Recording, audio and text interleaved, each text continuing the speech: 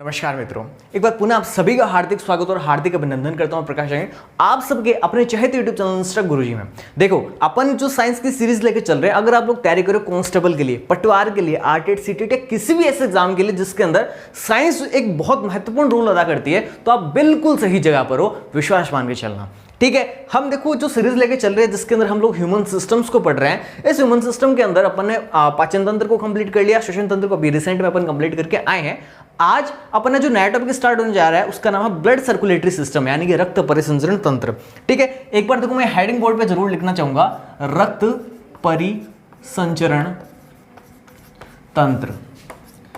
एक चीज मैं आपको यहीं पे एक बार क्लियर करना चाहूंगा, हो सकता है जो मेरी बोलने की स्पीड है वो आपको थोड़ी तेज लगे। देखो मेरी स्पीड पर्टिकुलर जनरली ये रहती है, तो यूट्यूब आपको एक फीचर देता है, आपको कॉर्नर के अंदर 3 बिंदियां दिखेंगे, आप जैसे स्क्रीन पे टैप करोगे तो उस पर क्लिक करके आपको स्पीड का ऑप्शन मिलता है, तो वहां से आप स्पीड जो कि नॉर्मल पे रहती है जनरली, उसका आप थोड़ा स्लो डाउन कर सकते हो, ठीक है। अब देखो रक्त परिसंचरण तंत्र की बात करते हैं, इसके हर एक शब्द पे आप एक बार गौर करना, क्योंकि देखो हमको एक प्रो लेवल के ऊपर जाके पढ़ना है और प्रो लेवल के लिए हमें ये सब कुछ पता होना चाहिए। तंत्र किसको कहेंगे?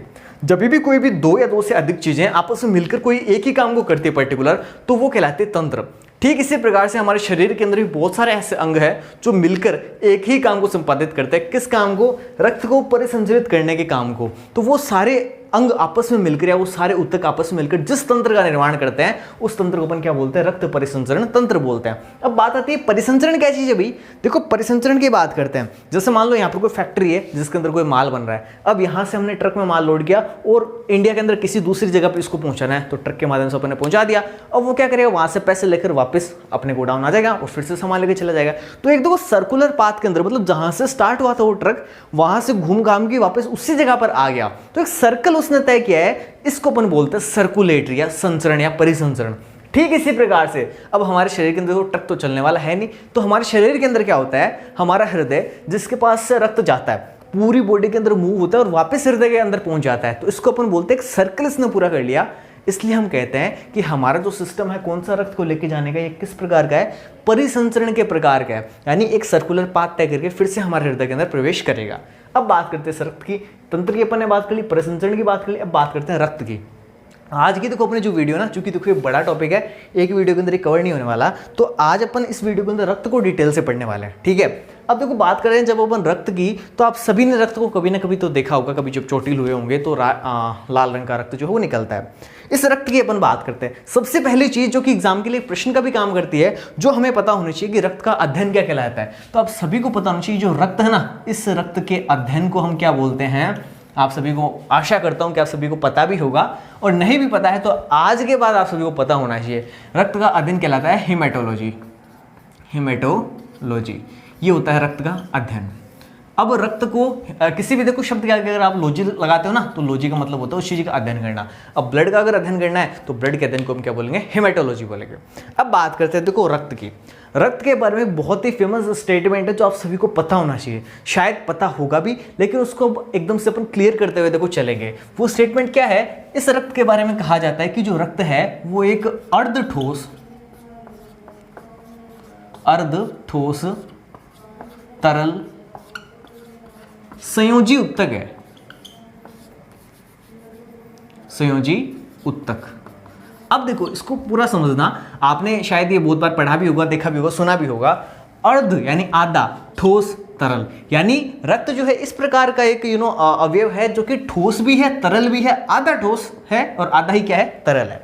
साथ में लिखा हुआ संयोजी उत्तक।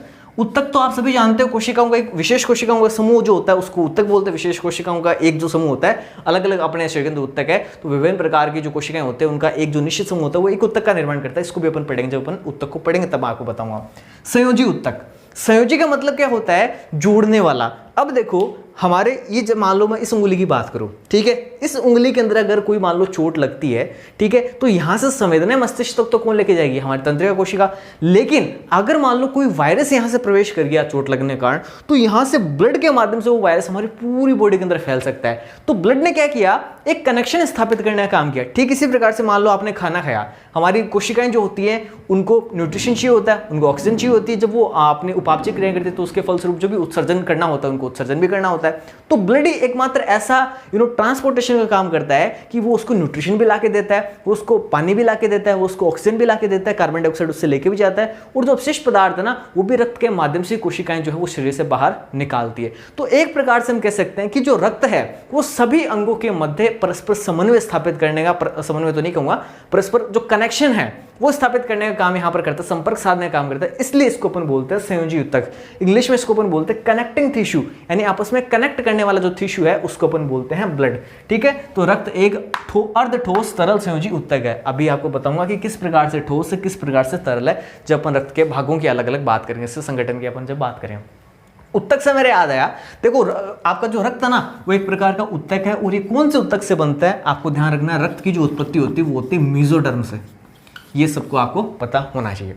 अब बात करें अपन ब्लड की, जब यहां तक पहुंच चुके तो ब्लड की मात्रा की भी अपन बात कर लेते हैं। आपको पता होना चाहिए हमारे ह्यूमन जो एक, अगर मैं एडल्ट ह्यूमन की बात करूं तो एडल्ट ह्यूमन के अंदर जो वॉल्यूम होती है रक्त की, या हमारे रक्त की जो मात्रा होती है वो होती है लगभग 6 से 7 लीटर। ठीक है, और आपको मैं एक बात और बताना चाहूंगा यहां पर कि महिलाएं जो होती है उनके अंदर जो रक्त है इसकी मात्रा लगभग आधे लीटर कम होती है पुरुषों की तुलना में, तो इससे आधा लीटर आप लोग कम कर देना। फिर अगर मैं बात करूं तो लगभग 7 से 11% जो अपने कुल बॉडी का भार है वो होता है आपके ब्लड का, यानी आपकी बॉडी का अगर कुल भार 100 किलो है तो लगभग आपकी संभावना है कि 7 से लेकर 11% तक जो आपका भार है वो किसका है, ओनली रक्त का है। अब ये देखो जो वैल्यू है आपको कहीं पे 5 से 6 लीटर भी दिखेगी, तो ज़्यादा कंफ्यूज मत होना। जो मेजरली जिसको अपन मानते हैं वो 6 से 7 लीटर अपन इसको मानते हैं। ठीक है, ये बात आपको ध्यान में रखनी है। अब बात करें कि जो रक्त है इसकी पीएच क्या होती है। देखो पीएच के बारे में भी आपसे सवाल पूछते हैं, पीएच होता क्या है, इसको जब आपको केमिस्ट्री अपन पढ़ेंगे तो उसके अंदर डिटेल से आपको बताने वाला हूँ। फिलहाल आपको ध्यान में रखना है पीएच कहते हैं किसको है, अम्लीयता या क्षारीयता या उदासीनता को मापने का एक स्केल होता है जिसको अपन बोलते हैं पीएच। अब पीएच स्केल की खास बात देखो इस प्रकार से होता है, जो 0 से स्टार्ट होता है, लास्ट वैल्यू इसके अंदर 14 होती है, बीचों बीच होता है इसके 7।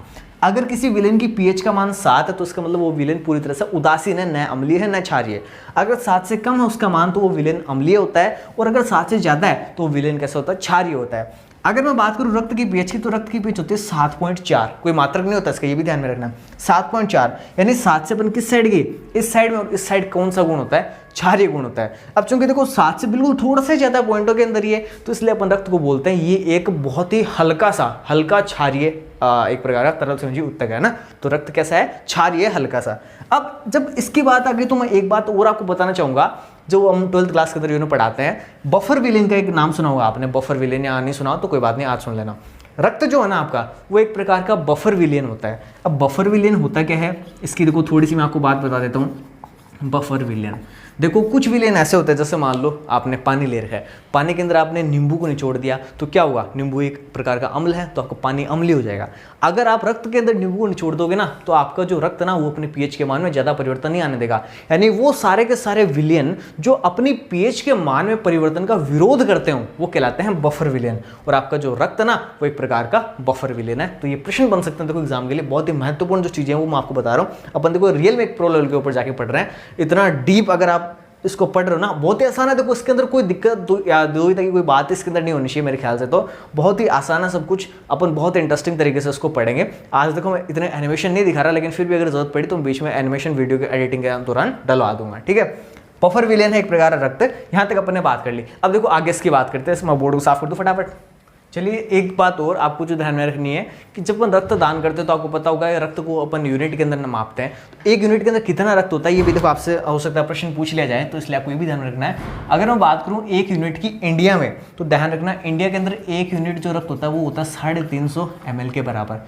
अगर यही यूएसए के अंदर इसको आपसे पूछेंगे तो नहीं, लेकिन पता होना चाहिए आपको लगभग 420 ml जो होता है वो यूएसए के अंदर एक यूनिट ब्लड मानते हैं। ठीक है, अब देखो कुछ एक और बात है, ये हालांकि मैं आपको देखो डिटेल से तो बताऊंगा जब अपन बात करेंगे रक्त आधान की, जब मैं ब्लड ग्रुप आपको पढ़ाऊंगा तो अपन ब्लड डोनेशन की जहां पर बात करेंगे वहां पर अपन बात करेंगे कि रक्तदान करते समय रक्त के साथ क्या क्या करते हैं। आंशिक जानकारी आपको दे रहा हूं। देखो जब भी कभी रक्तदान किया जाता है तो ब्लड बैंक के अंदर जो आपका ब्लड है ना उसको एक पैकेट के अंदर, विशेष प्रकार की प्लास्टिक की एक पैकेट होती है जो कि पूरी तरह से निर्जलीकृत होती है, उसके अंदर उसको रखते हैं। और कितने टेम्परेचर पर रखते हैं ये आपसे एग्जाम में अगर पूछ ले तो आप लोगों को बताना है कि 4.4 डिग्री सेंटीग्रेड के ऊपर क्या करते हैं, हमारे हमारे ब्लड को रखा जाता है। लेकिन एक ब्लड के साथ दिक्कत है।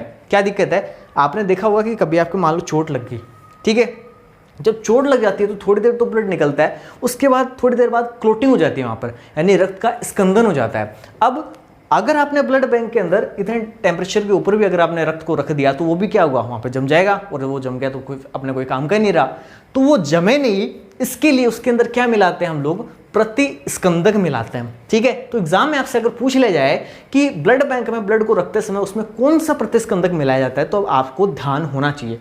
आपको मैं 2-3 नाम बता रहा हूँ, आपको सभी देखो पता होना चाहिए, क्योंकि ऑप्शन के अंदर आएगा, और आपका अगर थोड़ा बहुत हल्का फुल्का भी अगर पड़ा हुआ है तो आप आराम से उसको टिक कर पाओगे। देखो एक जो सबसे फेमस है वो तो है EDT है। EDT की फुल फॉर्म भी मैं आपको बताऊंगा, ethylene diamine tetra acetate, ये होता है EDT है। इसके अलावा जैसे मान लो कैल्शियम ऑक्जेलेट है, कैल्शियम सॉरी इसमें ये वाला आएगा, कैल्शियम ऑक्जेलेट है, ऑक्जीलेट। इसके अलावा सोडियम सिट्रेट भी होता है, सोडियम सिट्रेट, ठीक है, ये इसके अंदर कुछ मिलाते हैं। अब ये जो है इनको अपन बोलते हैं प्रतिस्कंदक।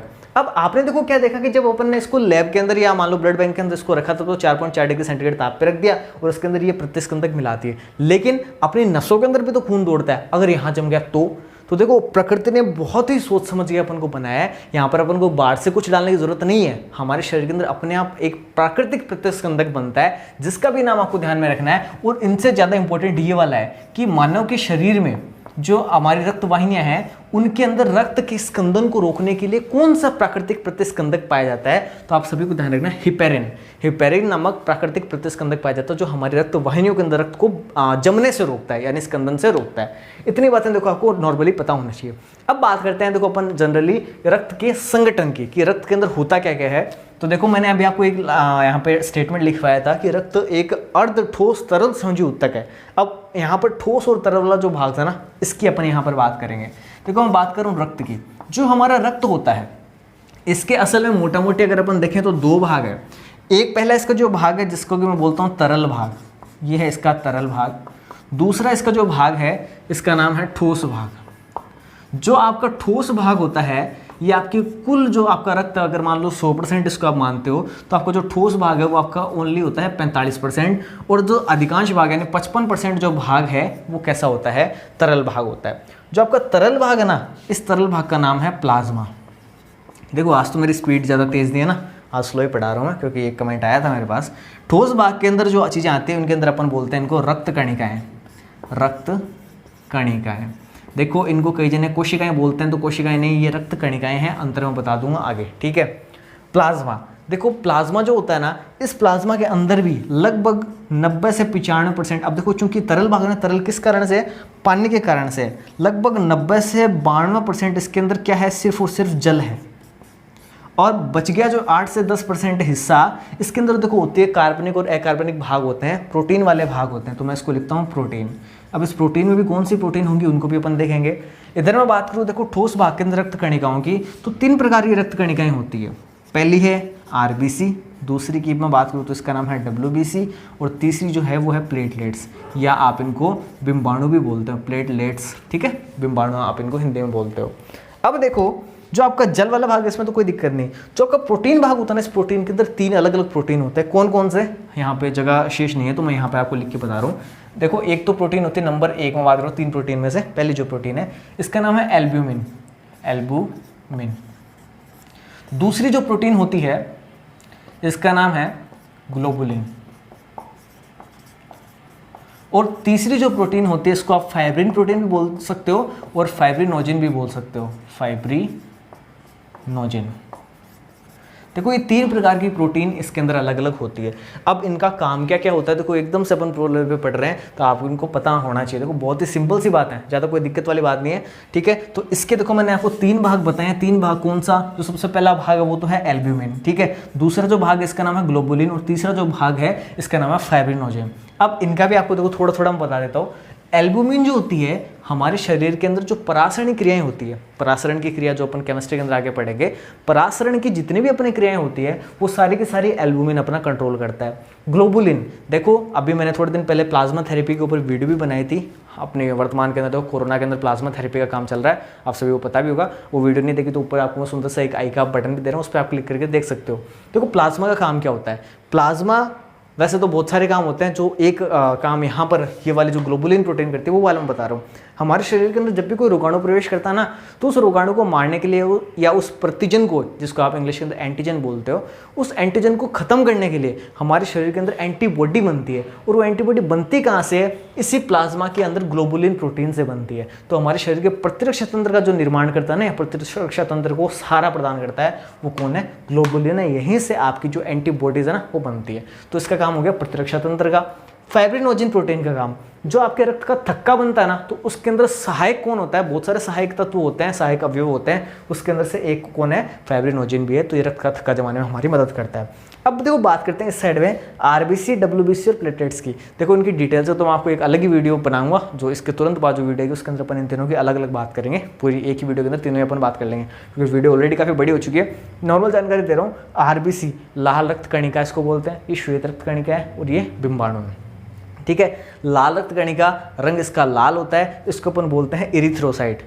इरिथ्रोसाइट इसका जो नाम है वो इंपॉर्टेंट है, जो कि आपको ध्यान में रखना है। इसको अपन बोलते हैं ल्यूकोसाइट। श्वेत रक्त कणिका है, कोई इसका रंग नहीं होता, इसका रंग लाल होता है, ये रंगहीन होती है। प्लेटलेट्स की अगर अपन बात करें तो प्लेटलेट्स जो होते हैं बिंबाणु, ये रक्त का थक्का जमाने में मदद करती है हमारी, ठीक है। जीवन काल भी आपको ध्यान में होना चाहिए, इसका 120 दिन होता है, इसका कोई फिक्स नहीं है, कईयों के अंदर 4 से 7 दिन होता है, कईयों के अंदर कम भी होता है, कईयों के अंदर ज़्यादा भी होता है। प्लेटलेट्स जो होते हैं ना, इनका अधिकतम 10 दिन होता है। राजस्थान बोर्ड के अंदर जो बुक है ना, राजस्थान बोर्ड वाली, उसके अंदर सब डाटा जो है एकदम से सही दिया हुआ है, तो आप उसको देख सकते हो आराम से। देखो आज की फिलहाल इसकी इस वीडियो के अंदर तो मैं यहीं पे इसको खत्म करना चाहूँगा। अगली जो वीडियो जिसके अंदर हम लोग देखो डिटेल से बात करेंगे आरबीसी, डब्ल्यूबीसी और प्लेटलेट्स के बारे में। अगर आपको इस लॉकडाउन के अंदर ये जो वीडियोज़ पसंद आ रही है तो आप ज़रूर अपना जो प्यार है वो नीचे कमेंट के माध्यम से मुझे बताएं, और आपकी जो भी आशाएं हैं जो आप मुझसे रखते हैं, आप नीचे कमेंट के माध्यम से उनको ज़रूर बताएं, ताकि उन पर मैं खरा उतरने की पूरी कोशिश करूँ, ठीक है। इसी के साथ ले रहा हूँ अलविदा, जल्दी मिलते हैं अगली वीडियो के अंदर, तब तक ले रखने में ध्यान। जय हिंद, वंदे मातरम।